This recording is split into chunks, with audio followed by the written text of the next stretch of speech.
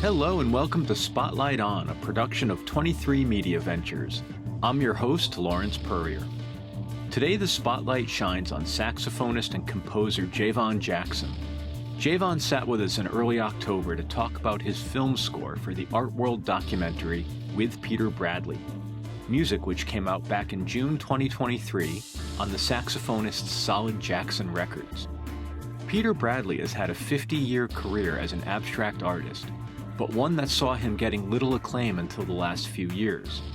In addition to his work as an artist, the daily practice of which is documented in the film, Bradley was a mover and shaker in various mid-late 20th century modern art scenes. His work is interconnected with his love of jazz, to the point that Javon calls Bradley a musician whose instrument is paint. The score for the film conjures Bradley's favorite jazz icons, Miles, Coltrane, and Jackson's former employer, Art Blakey. I had the opportunity to screen the film before speaking with Javon, and I fell in love with the subject, the art, and the score. I urge you to check out the music and Peter Bradley's art.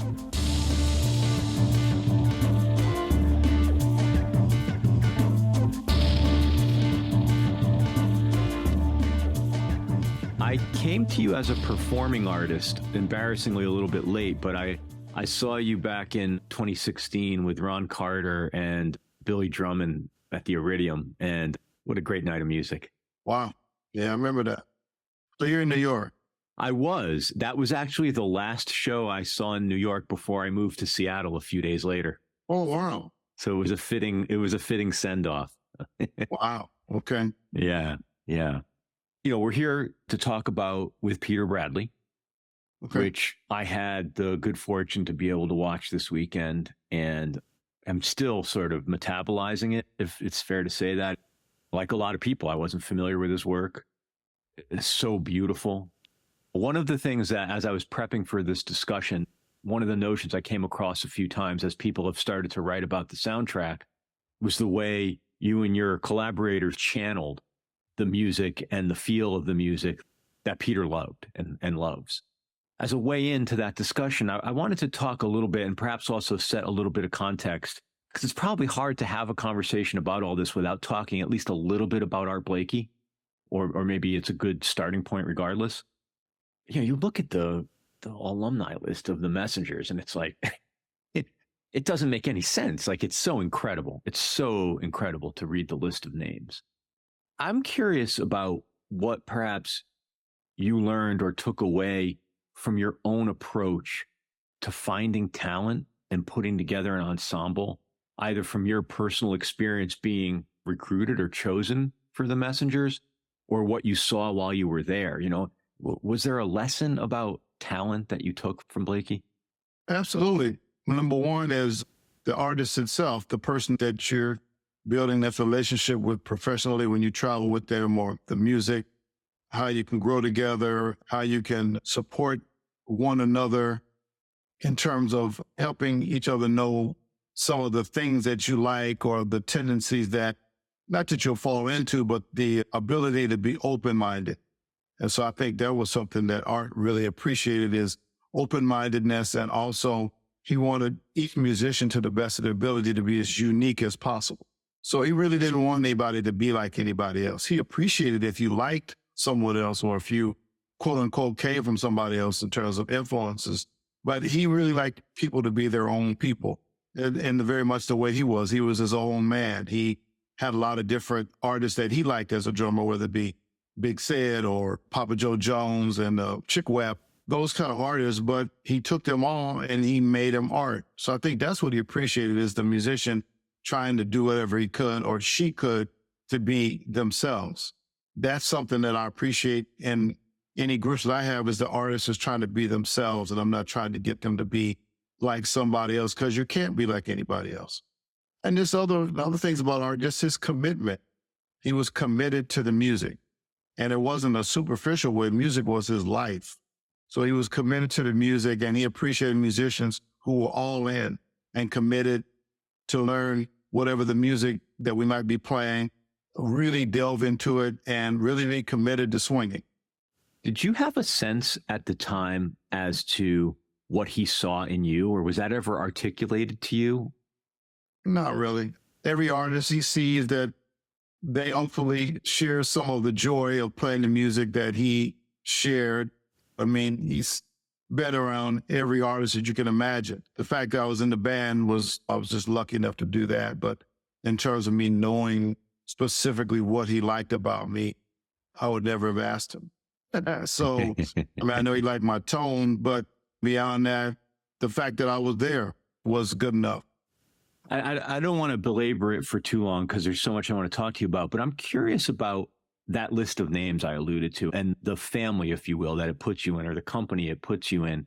Is there a sense of being an alumni? Do you recognize that in the other people who are still with us that played in the Messengers over the years? Is that a thing?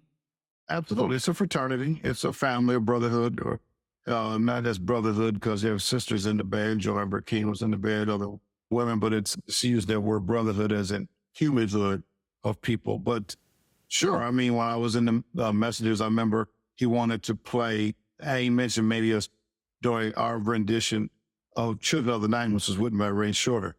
God rest his soul. And so when I said, oh man, Wayne, he could see the reverence I had for Wayne. He said, listen, don't worry about Wayne. That's why you're here. In other words, don't let the reverence that you have get in the way of you being you. And it's your time now. And then after that, it'll be somebody else. But for me, he passed, but while I was still with him. But the idea that, sure, there's a incredible lineage. I mean, if I play the Village Vanguard, I know that I played there annually when John Coltrane was on that stage somewhere. Sonny Rollins was on that stage. Thelonious Monk was on that stage. Dexter Gordon, so forth and so on. Bill Evans. You have to be careful. And I think early in my life, I fell into that where you're such an awe that you can be a prisoner of the history as opposed to allowing the history to motivate you and inspire you to be yourself. And for a while, you might not be able to get out of your own way because you're so in awe of the history, which you should be in awe of the history, but you still have to live it the best way you can, if that makes sense.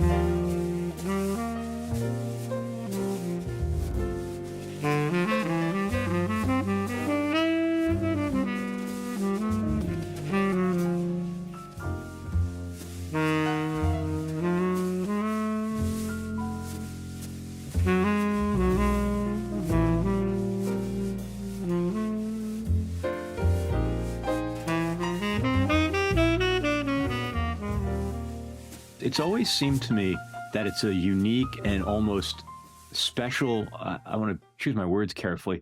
I'm going to say like a special burden that a jazz artist bears in terms of the history, because so often, if I'm a classical pianist, I don't have to compete with Mozart. There's no actual evidence of what he left behind as a performer or whomever it is. What about Rubinstein? It's fair, but I think more in terms of the composers are all still alive. The original interpreters, or at least earlier in your career, a lot of them were still alive and like they're still out there working. And then you go into this context like with and you're playing a Wayne Shorter song. And I guess the point he was saying was, I could just go get Wayne Shorter if I want Wayne Shorter. Wayne Shorter would play with Art Blakey. No, that's not what he was saying. What he was saying is Wayne did it. Now we're going to build upon it. Don't worry about Wayne because that's why you're here. In other words, time has moved on. So whatever your rendition is, because sure you love Wayne Shorter, but things have to move on. And as you begin to be a little bit more me, I'm saying that as rhetorically, as you begin to understand this, you're not competing with anybody.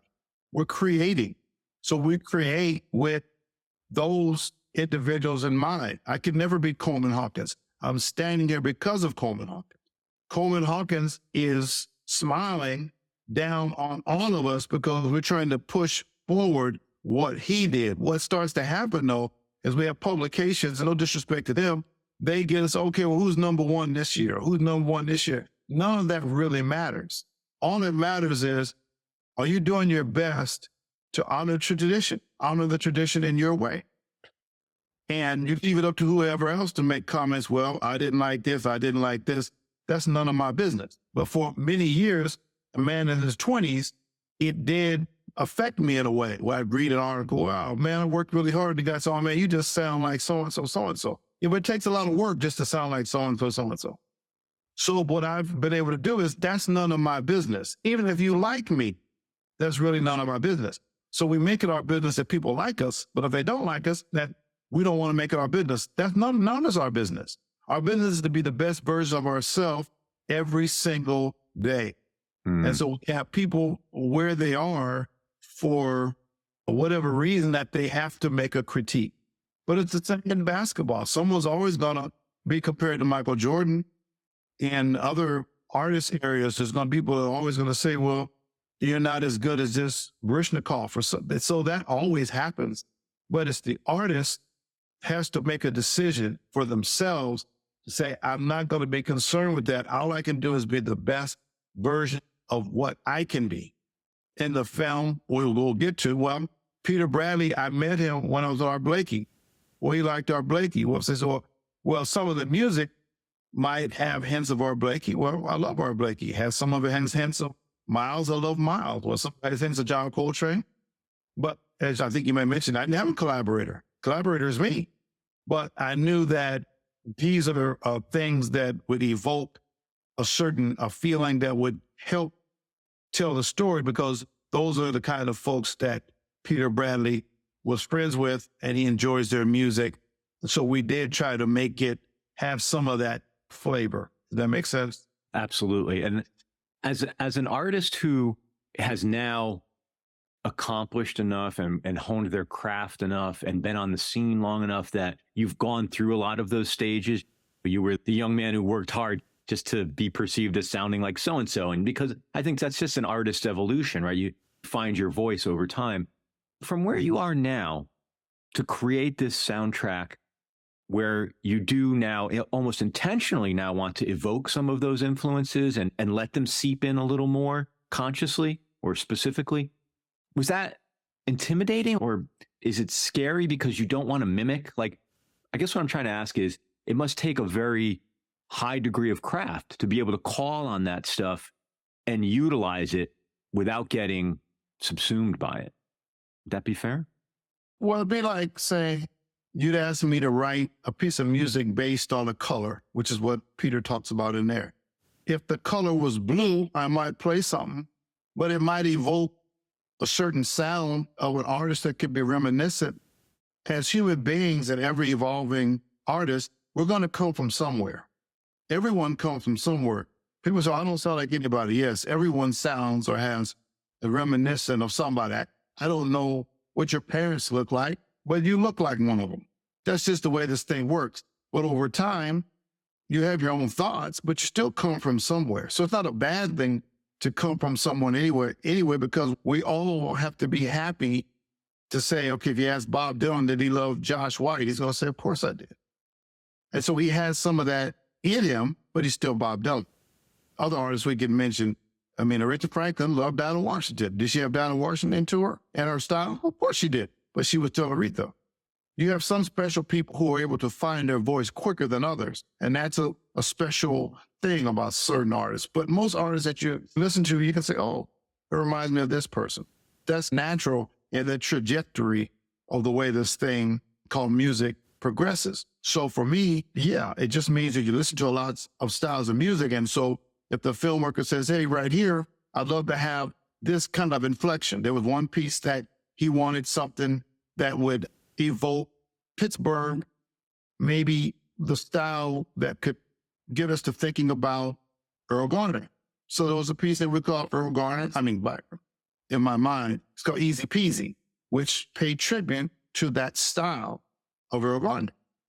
But in the end, you have to be yourself.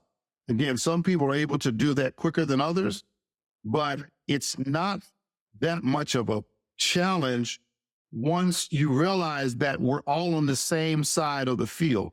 See, we're running the race together. So our Blakey runs the race. Once he can't run the race, he passes the baton to the next era or drummer, and then they run the race, and then they pass it. And then whether it's Coleman Hawkins to Sonny Rollins to Wayne Shorter, so forth, so on, Branford Marsalis, then to Javon, then on to somebody. But we're all running the same race. We're not really competing. But I think sometimes we get caught up in because the music is about commerce. Everyone's making money. You have to make money to survive. It's more than art. It's a commerce. It's commercial. It's commerce. If you go into the music store, it used to be, or if you go online and you want to buy something, you got all these artists. You can buy Javon. You can buy Charlie Parker. You can buy Coleman Hawkins. You can buy Art Tatum, Art Farmer, Louis Armstrong. See what I mean? So we'll buy this over this. And all of a sudden it feels, oh, well, am I competing? No, I'm not competing. I'm hopeful that someone will consider me. But I've come to the point that I could never compete with Louis Armstrong. You're going to lose 7 days out of 7 days, as I should. He started the music, and it was a big proponent in what we know today and what he stood for in the whole sphere of him as an individual. So all we can try to do is aspire to that, but we have to be able to be ourselves and be comfortable with what that sounds like or what that is. And be comfortable and be okay with not everybody liking you. This is not going to happen. That's something as you get a little older, you're a little bit more comfortable with. But again, you're younger and you read these articles, oh man, this guy said this thing, that wasn't my attention. Yeah, but him writing, that's none of my business. I'm not trying to be cold with it, but I didn't ask the writer's opinion before I did the music. So why should their opinion per se matter now? But it's propaganda. It's for us to be able to have a conversation for that there's a topic that can have a larger consequence than just making a CD and that's it. There's got to be a talking point. So the talking point is not bad, but the talking point does not need to have the value placed with the artist that I think sometimes we do place on it. Is that making sense? Yeah, absolutely. And something you said earlier ties into it, which is if you're going to listen at all to what's being said, there's going to be good things said and bad things said. And then you put yourself in the position of deciding, am I only going to believe the good stuff? And then I disagree all the time with the bad stuff. Like, say, you're sort of better off not having to have that negotiation with yourself constantly. And it would ultimately just lead to second guessing. It would undermine your work if you let it seep in. Well, but even the great Deion Sanders, the college coach, I'm from Colorado. He was on I saw a press conference and one of the guys in the artist, we call it the reporter's row. He says, hey, I remember you. I read some of that stuff you said. We're all guilty at some point reading those things and can't wait maybe to see. Well, in that situation, there's a winner and a loser, so he gets to. But I don't believe anybody that makes music is losing. Yeah. See, that's why the American Idol and those kinds of things, I'm not saying they're against those because a lot of people watch that and enjoy that. But competitions that we have, that'd be like saying we're going to get Earl Garner and Art Tatum as young men to sit them in a room and all these incredible artists and pianists during that time. And who wins? Ridiculous. For me, I don't believe there should be a winner or a loser. It can't be. How can I say that my empathy or the way what I feel about a certain piece of material, what I bring to it is any worse or any better than another person has had their set of experiences? Because we're all hopefully trying to bring our own particular ancestral stream to it. Whatever the history that we have lived and we're experiencing, we're trying to bring that, hopefully, and we're emoting, and there's enough emotional girth to it and intellectual girth, and then also that it's swinging, which really doesn't come up enough. And I'm Whitney says it all the time, but it's the truth. Is it swinging? Does it feel good? Every time we play, it should be about, okay, wait a minute, did he play that here? Oh, let's analyze this. Wait a minute. If we look back at what the music has really stood for and what the best have done, does it come in that spirit? But again, that's not for anyone to say that, well, this person didn't have a certain amount of personal joy from it. So I won't rob them of their joy because it might not have moved me the way it moved that individual. We just leave it for hopefully the folks that spend the money that support us. Hopefully there'll be some appreciation there for what we all do, hopefully.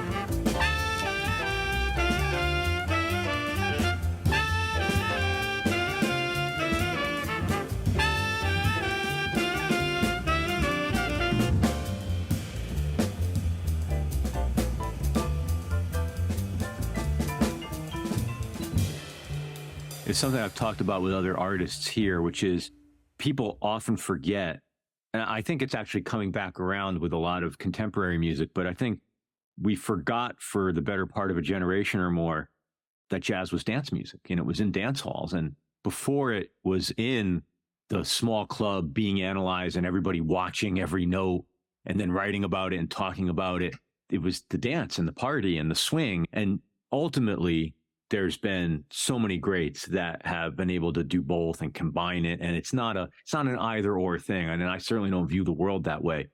But that disconnection from that lineage and from that knowledge of the lineage, I think it made everybody very inward for a while. I don't know if that resonates for you. It does resonate. I mean, you have sometimes people say, oh man, they're playing jazz in their suit and tie. Why can't I wear a suit and tie? It was good enough for Edward Ellington. Was good enough for some of the great artists we like to see. They want to wear a nice suit and tie. What's wrong with that? Why does that mean? Well, you're trying to be like something that you're not. Well, how do you know what I am? What should we do? You want us to wear jeans? No, we don't want to wear jeans to the stage. We feel that the best way to represent this art form is that we say we want to put on a nice vine. That was good enough for Cal Basie. It was good enough for Coleman Hawkins. Why can't we celebrate that when someone says, oh, why are you guys wearing a suit and tie? What are you trying to prove? We're not trying to prove anything. And that comes from people of all different colors, no one particular color. But the point of it is, that's how I want to present. But again, I've learned that more and more. Yeah, I think a suit and tie, I think the audiences do that. When they spend a certain amount of money, that's how I want to present it. And I want to let them know that's the way we want to present the music. Yeah. But it's none of my business. And so I've worked hard on it. There's a great book I just love. It's called The Four Agreements. The four agreements are: be impeccable with your word. Don't take anything personal. Always do your best and don't make assumptions. It's pretty good. That's an aspiration. Yeah. It's a great book. So, but that second one is good. Nothing is personal. And if someone says something about me, it's not personal, but that's a very tough one. And you've tried to work that in any part of your life. Nothing is personal. It's a hard concept. It's a colossal amount of empathy, too, that is required to have that view. Absolutely. Absolutely. Yeah. Yeah. Yeah. We do have a certain sense of support or patience. We're at our best. And so I think that's what is trying to get you to aspire to, at that notion of being at your best and realizing, well, hey, oops, they made a mistake too. Yeah. One of the things that I read that you spoke about was bonding with Peter over the love of clothes.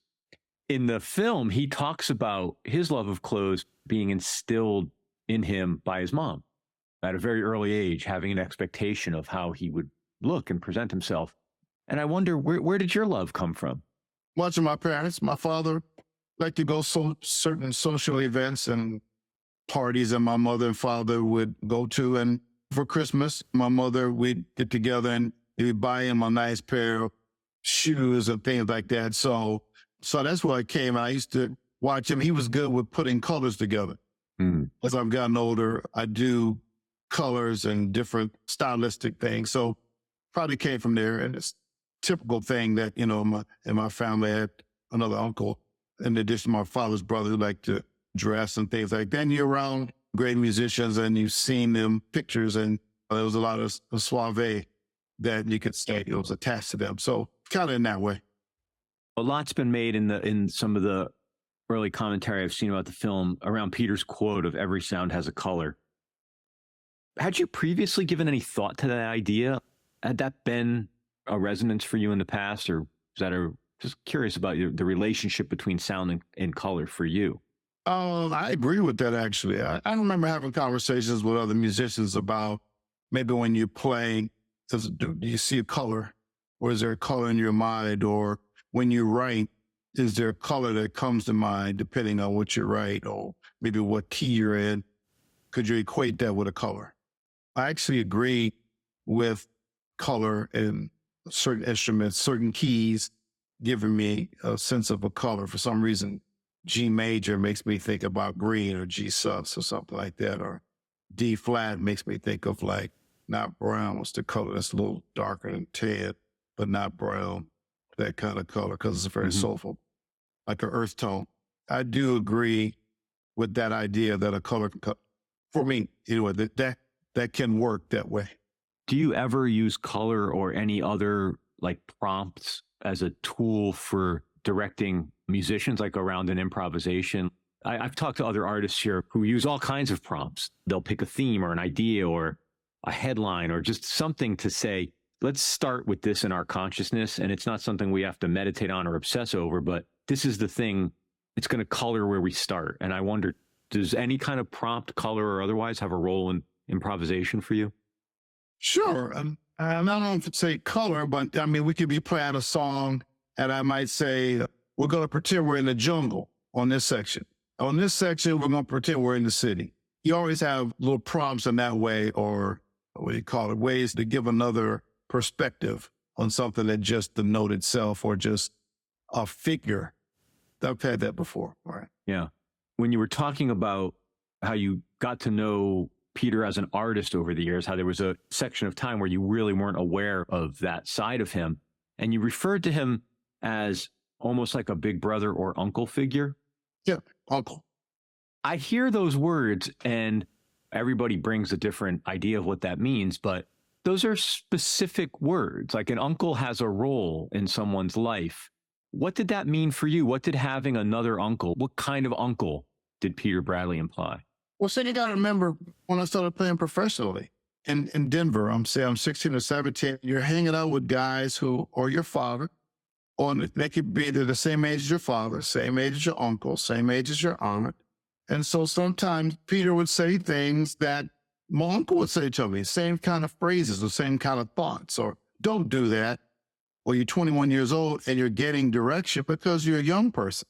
Like I say, I became a man working with Art Blakey. I joined at 21. I didn't know anything. I literally went through my manhood working with the messengers to traveling, getting my first apartment, getting my first credit card, getting things like that. I didn't have any of that. So you're literally with him and him being able to help you get those things. So he's like a grandfather because Art was the same age as my grandmother, right? So my grandmother was actually born in 1919. So was Art. So it's like, it's a grandfather. And again, you've been African-American. There were some things that he said, I've heard him before.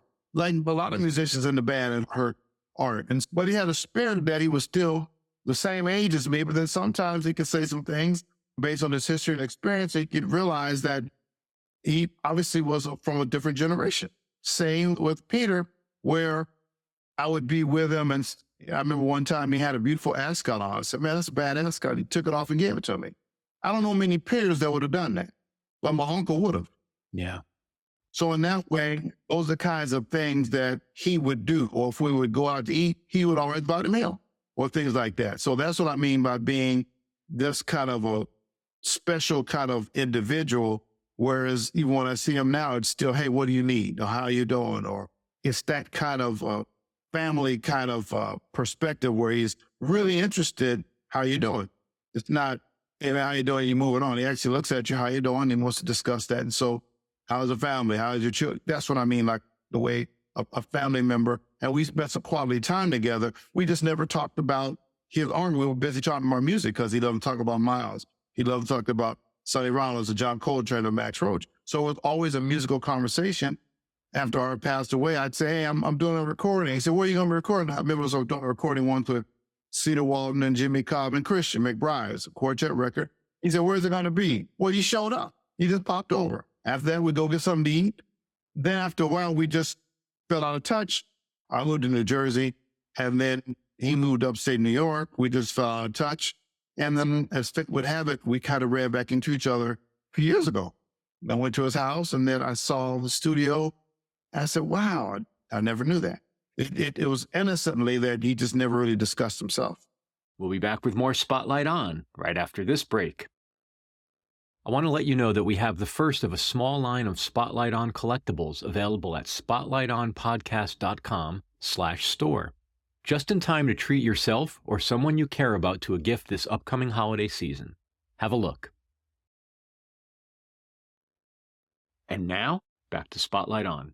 There's something really beautiful in how you described that role that an older man can play for a young man. And I feel like it doesn't get talked about enough amongst men. I think a lot of men are looking for that.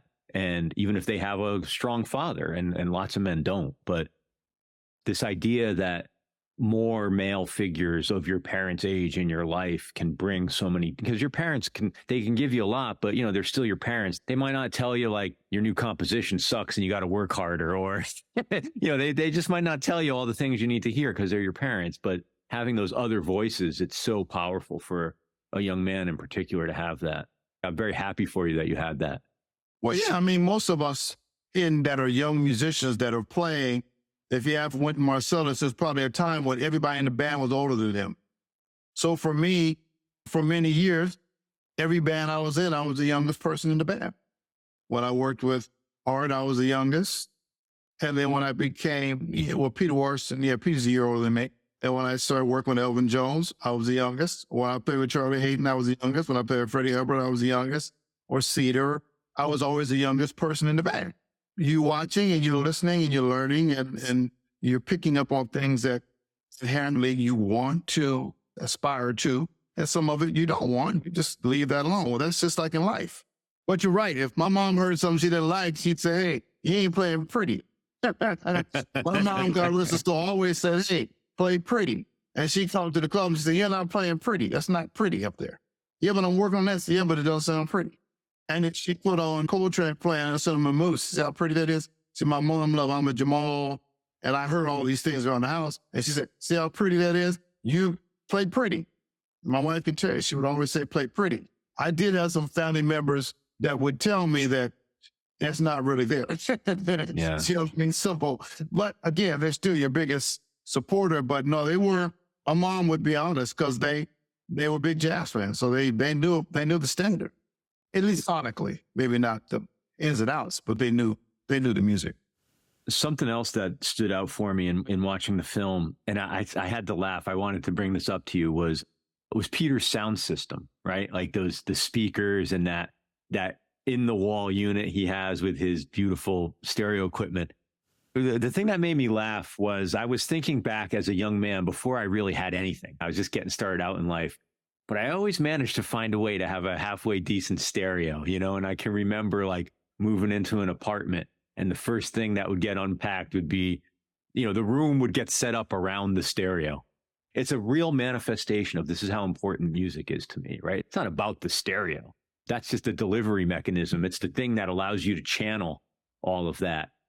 I don't know. I guess I don't really have a question there around that, but I do wonder, like, do you relate to that at all? I guess you were touring, right? You were always on the road. Did you have time to be a listener? Yes, I still listen a lot. Yeah. I think, especially at that time, I needed to be listening as much as I was playing. And there's a lot of great music out there by a lot of great artists. So, yeah, I really think it's important to be a big-time listener. To really listen for enjoyment, then we listen for maybe a critical analysis of things, but I need to be listening.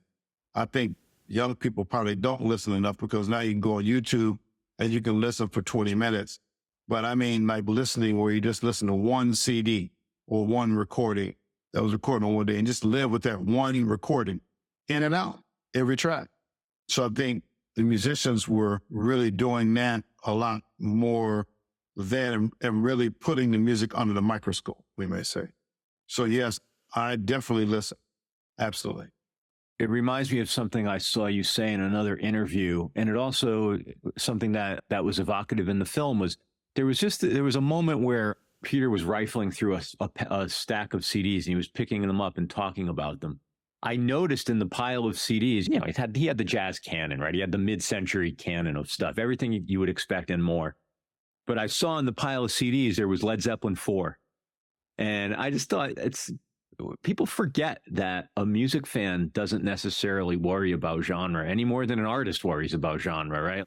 I've talked to so many artists who get presented to me like I see a press release and it'll say, here's a jazz album or here's an electroacoustic experimental thing or whatever it is. But as artists and listeners, it's just, does it enter my ear? You know what I mean? Or does my ear not want to hear it? And you talked about how you grew up, you were surrounded by Black music just because that's the radio stations and their parents loved jazz. But as you grew older, you became exposed to rock music. And again, I'm projecting a little bit of my experience, so I'm curious to hear how yours is different. There are always throughout my life people who turn me on to music, even if it's just for a short period of time or one record that opens a rabbit hole. And I wonder, how did you learn to explore basically a boundless genre? Like, was somebody turning you on to music, or were you just like killing time on the road saying, I've heard of this band, but I never heard their music, I'm going to check it out? Like, how does that work for you? In a couple of different ways. First of all, you're in a band with people that are listening to different kinds of music. When we're the Jazz Messengers and Robin Eubanks would listen to Led Zeppelin. I think it's called the crunch. Yeah, crunch. Yeah, crunch. I never heard it. Funky as hell. Yeah, so they let me hear that song. Man, that sounds kind of like, no disrespect, poor man's James Brown. They said, take to the bridge. I don't mean to be mean that way, but that's how I became aware of Led Zeppelin. Well, Art Blakey's attorney loved Bob Dylan, loves him. He's gone now. He loved him a lot. So he started turning me on to Bob Dylan. But like I said, when I grew up, I just heard the Temptations, the Four Tops, the Staple Singers, and then all types of jazz. We had some Santana in the house, but beyond that, no, I didn't hear Pink Floyd. I didn't hear Van Morrison. I didn't hear those kinds of artists, Bruce Springsteen, or I didn't hear them. I might have heard it in a way, but it wasn't in my house where when I got up in the morning on Saturday when I had to clean, I would get up and it would be lined up Poinciana.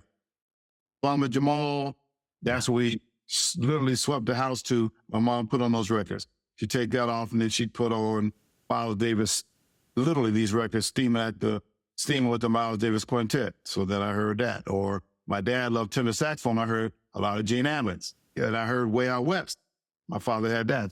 Charlie Parker. So those are the kinds of things I heard. But yeah, as you get older, you definitely want to expand and see what else is out there. Your parents had phenomenal taste. Well, I mean, my mother was not really any kind of professional performer. Well, she used to play piano in church, and she was good enough to play piano where, like, my best friend at that time, he's still my best friend in high school, when he had to do a recital, she played piano and accompanied him. So she was pretty good, but not incredibly good, but she was proficient, but she loved music. You're right. So I heard all those things, and they used to go out and purchase a lot of records. Those things were kind of in the house, and that's kind of how it started for me. My father, I was upstairs practicing some of the little books that you get at 10 or 11, whether it's Mary Had a Little Lamb or whatever it was, and he just knocked on my door. I was practicing, hey, do you think you can play this? And he gave me a record. It was a Gene Ammons record. He said, can you learn that? Can you play that? And I said, I don't know. So I had a little bit record player, and I put it on, slowed it down to 33 instead of 16 and a half instead of 33 because I couldn't hear the notes fast enough. And I started ruining his records. So I started learning solos. But that was because of him. But again, as I started going out, and you want to be able to say, at least I did want to be able to say, I've heard something. It's like going to a restaurant or something. Hey, you want to try some tiramisu? I'd never tried it before. Let me try it. Oh, I still don't like it. Whatever it is, try it. And the traveling is the big equalizer for me, was a big equalizer because you're going to all these various countries. And you used to just having chicken or beef, and you get these other places, some other exotic dishes, and you have another country and you want to try what that delicacy is. And so it's just like music. Or Blakey would say, if you put down another musician, you're putting yourself down. Why can't I listen to the Allman Brothers or the artists that I ended up recording, Frank Zappa, and recording the artists that I'd never heard for. Once I started hearing, I said, wow, there's some stuff there. I like it. Sometimes it's just the exposure. And like I said, I might have said in articles before, my parents weren't racist. They just had what they had. They just were somewhat segregated in terms of the music they were listening to. And that's what they listened to. So yeah, it's amazing for me that a lot of people don't know jazz artists, right? And I went to college and I met musicians. I won't name their name. Hey, man, what do you listen to, Javon? I'm listening to Jack McDuff. Oh, who's that? They hadn't heard of Jack McDuff. George Benson was the guitar player, but they hadn't heard the record. So yeah, this person was of color, but it just depends on what you're exposed to.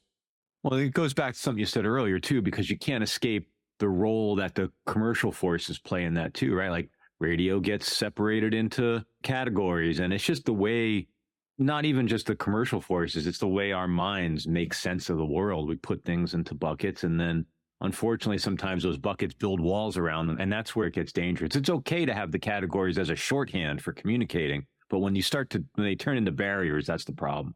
Yeah, but everything's coming from something at the end of the day. This American music pretty much coming from a few different places. Obviously, it's European influences everything, but a lot of it's coming from a certain tradition, and it just is split and morphed out. But the biggest thing is just to listen and see what you can get from it. There's always going to be something that you can get from any music you're listening to. But if you want to take the time to tear it down, of course you can do that. But then you can flip it and just take time and say, okay, wow, if I had to take something from Taylor Swift, what can I take and add or make as part of maybe my musical presentation or some things that's being done in that music that make it successful on this large scale? What could I take from it? Of course, you could take some things from it. You could say, oh, man, that's just music for the masses. Okay, you could take some time to see what made it have the success or the viability it does if you want to take the time.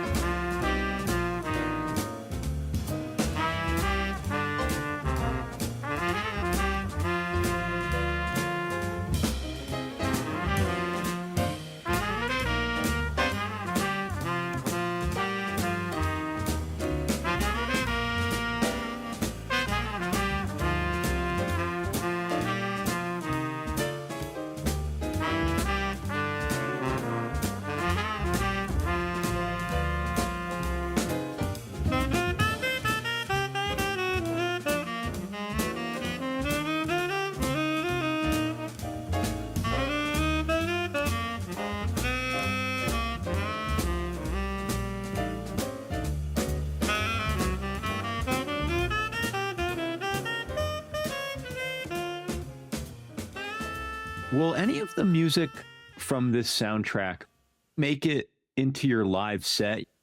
As somebody with the body of work you now have, how do you reckon with your own lineage, your own catalog? Will you perform this stuff, or how do songs come and go for you that way? Right, definitely performing some of those things now. I mean, you go through a period in your life when you're performing certain things that you might record and you feel a connection to, and you record those pieces, could be for many, many years. Then hopefully you never lose the idea or the desire to keep writing and keep creating. And then hopefully you'll have some other original pieces of music that you might want to play in addition to other things that you might enjoy, some gems, because everyone's not, in my humble opinion, Thelonious Monk or Wayne Shorter. So I think sometimes you can utilize some incredible music that's been done before or been written by some incredible artists, maybe a reharmonization or a reworking of it to fit, again, where I'm coming from as an artist. But yeah, I think it's important to play your music. Again, you start to find out a lot about yourself when you start to compose, because you're gonna start composing the things that and the sounds that you hear and that you like. And then to get more of a broader perspective or as a writer or ability to write maybe in a more expansive way, what do you have to do? I feel listen to other types of music. So other influences can come see. Because if you just listen, then it's like investing. If you're investing in one thing and that one thing goes belly out, what's going to happen? So the musician has to be just like the investor. What do you have to do? Diversify. So I have your money in 8 or 9 different things, or 5 or 6, as opposed to one. So it's very much like that. You have to open yourself up and spread yourself across some different situations.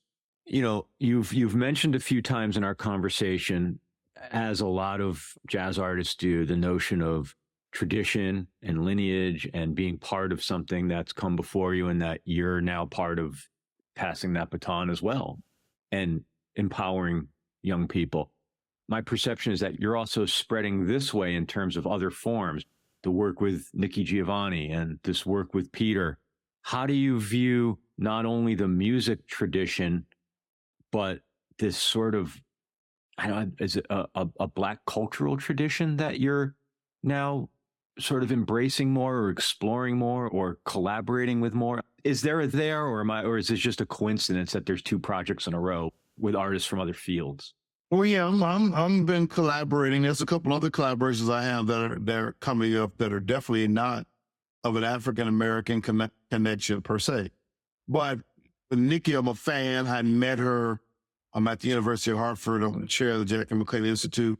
And I invited her for Black History Month because I felt the university could be doing a better job in terms of bringing artists. So rather than complain, I just started bringing some artists. But Dr. Cornell Westham says, I'm happy he's a friend. So he was the first person when I got there, hey, would you mind coming for Black History Month? But this is for the university, not just for the jazz department or for music. So Cornell came. Then the next year, Sonia Sanchez and Philip Poet as well. Then Angela Davis came. Then Michael Eric Dyson. Then Nicky Giovanni. I'm happy to report that Nicky and Angela, I both asked the university would they bestow upon them honorary doctorates, and they did. So they both received honorary doctorates when they were there. But yeah, when I met Nicky when she was there, it just so happened that in the auditorium, music was being played in the auditorium, piped in the auditorium, was Charlie Hayden and Hank Jones. There's a record they did called Steal Away, and it's spirituals. And she just was listening and loved it, said, wow, I'd love to hear more of that, jazz and spirituals. We went to dinner that night, and I said, hey, I'm going to be in touch. I got an idea for you, I think maybe. And in my mind, I'd already said, wow, what if she would be willing to pick some music and I'll record the spirituals that she picked. So I called her 2 days later and said, hey, would you pick 10 spirituals? That'll be my next record. She said, I'd love to. That's how that happened. So yeah, obviously she's had a lot of meaning in my life because I've been a fan, but she's a major jazz fan as well. So the connection is closer than one would think. And again, when I'm around her, she talks as if we could be peers, but the next moment I go, wait a minute. Sound like my aunt or sounds like my mom, you know, and that kind of connection about me. Did you get home okay? Be careful there. So so is that, but she's still not my mother, but there's a sense of family with her. Does that make sense? That's beautiful. And the same thing with Peter. It's that same kind of connection. So I guess it might be looked up as cultural, but I do have some relationships with people that are not African-American, and it's a very family-oriented kind of relationship where they've seen me up close and personal with me and my family, and I've been with them where it's really not guarded, if that makes sense. I don't know how to totally qualify your question. I hope I did. But in this instance, there seems to be some of that uniqueness that would happen to do with culture. Yeah, yeah. But it's great because it's a collaboration that really helps because it's phrases that use a lot. It's interdisciplinary. So it's jazz meets a poet or jazz with a painter, abstract painter, but I just see it as artistry. So I still see it as artists. Whether I remember somebody at the university said, why would Javon Jackson bring Angela Davis here? She's not a musician. She's an artist. But that's somebody that either has another perspective about what she is and what I am, instead of realizing that artists like that, so Langston Hughes and the music, they go together like peanut butter and jelly. James Baldwin and musicians go together like peanut butter and jelly. I don't like peanut butter and jelly, actually. But the point of it is they go together. But so someone now said, wait, they don't fit. Of course they fit. Of course they fit. Artists in dialogue will fit. Yeah. Absolutely. Absolutely. Yeah. Yeah.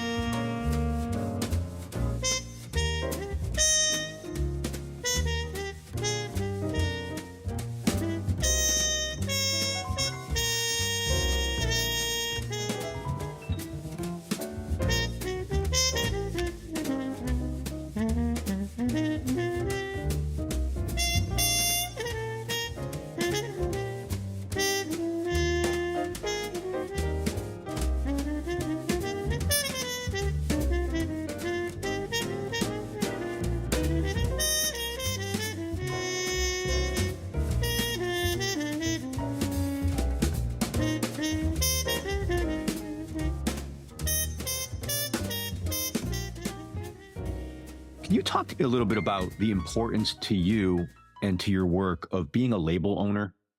It's something I see more and more with artists of all types. Whenever I see that happening, my first reaction is, are we asking our artists now to also have to be business people and marketers and accountants? And I get everybody has support and infrastructure, but like, what is that experience like for you being now a business person and an artist? And an educator and a father and all the other things you have to be. Well, it's funny that you say that. Now, I come from both sides. So I've been with 2 or 3 labels. I was with Blue Note, I think for 5 CDs I did. And then I was with Palmetto and I did 4 or 5 with them. And I've been with other labels before that, smaller. But let me say this, whether the musician knows that you're a marketer and you're a composer and you have to be your own agent, being a musician and a businessman, they're not separate. They're all there together. And so you have to understand, you have to be your own accountant too. You have to make sure you do your taxes. All the things we're talking about, if you make it all art, you're going to miss out. You're going to be left out of the picture. So yes, if you can invest and you have the money to make an investment in your career regarding owning your works and having a label and such, sure. But it's something that you can work toward. But a lot of the folks I watched, and Bradford was a close friend of mine, he started a label. So I said, wow. And other artists I've mentioned have said it for a long time, hey, you should have your own label. And then Sonny Rollins has had a label for years and recording his shows and things like that. So I think it's a natural progression. Again, there's an investment there. You have to invest in the musicians. You have to invest in the studio. You got to find the engineer. And then you got to mass produce the CD. Then you got to find someone who can help you make it available throughout the world. And then if you really want to do it right, you want to have a publicist. That's how we found each other, because I'm a publicist. You have a radio person. So it's a machine. But you can say, oh man, I don't have the money. You got to invest in something. So why not invest in yourself? But that's something as you build into that. But yes, you have to be everything.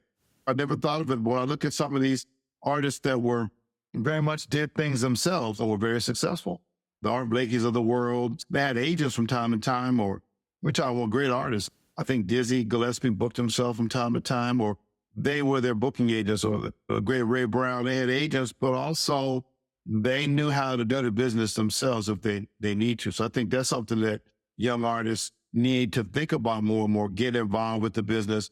And they'll say, oh, I don't want to do that. I want to practice. Well, one time I was practicing at this particular point in my life. I had a little group, not a little group. I was working with the great Les McCann, and we were doing a project called Swiss Movement Revisited, which is a famous recording he did with Eddie Harris. I knew Eddie, God rest his soul. We started to do some performances with Les, and Les's management, who I would always keep abreast of things that were going on because Les was gracious enough to go out on tour with me. One particular day I was practicing and say it was 4:00 and I was supposed to reach back out to somebody and I forgot to call a presenter. And then at that particular time also in the day, Les's manager called me and said, how's everything going? I said, I just missed a call. I was supposed to speak to a presenter. I said, man, I'm practicing all the time and I forget, but man, sometimes I don't want to make the calls. I just want to practice. And he said something which was funny, but it was actually made sense. He said, well, if you don't have anywhere to play, what's the sense in practice? Mm-hmm. Wow. When we were young, we want to practice a lot, but eventually, yeah, the bottom line is you want to play somewhere. So I was mad that I had to stop to make this call, but that's why you're practicing to be somewhere. It's a funny thing. So yeah, the young musician needs to know they need to do everything and learn how it works on the ground floor. And if you're fortunate enough, or if that's your destiny, and if that's your goal, then you'll have an agent or a manager. And I have my feelings about how all those things work, but it depends on the individual. But the bottom line is you have to learn, and then after that, you need help because you can't do it all by yourself in a vacuum. Over time, you can miss out on some opportunities by not collaborating or working with other individuals who are connected, because we all need each other for this music to continue to grow. I need you, you need me, we need Ann Braithwaite, we need the other folks that the club and the club owner and all that stuff. And within there's the folks who have the highest quality, in my opinion, and you have some that are not of the highest quality, but they're all there for a reason. So you can't have only 90-degree days. Well, you wouldn't appreciate 90 until you have a 10-degree day. So you got to have the 10 to appreciate the 90. So you got to have the people with the highest professional standard with the folks that have no standard. You got to have both, correct? Yeah. Just hope you get the mix right. Well, yeah, but at some point you're gonna come in contact with all of it. But remember, even the person at the bottom, believe it or not, they're doing the best they can. Thank you so much for making time for this. I've so much enjoyed talking with you, and I love the record. I love the movie, and it's just great to have more art. So thank you. I appreciate you. And yeah, let's do it again. I love it. Thank you so much, Javon Jackson and Peter Bradley. As always, thank you for listening to Spotlight On, a production of 23 Media Ventures. I'm your host and executive producer, Lawrence Purrier. We're produced and edited by Michael Donaldson, with theme music by Q-Burn's Abstract Message. For past episodes, web-only exclusives, to make a donation to support our production, and to join our mailing list, visit us online at spotlightonpodcast.com. Thanks for listening, be safe, and stay in touch.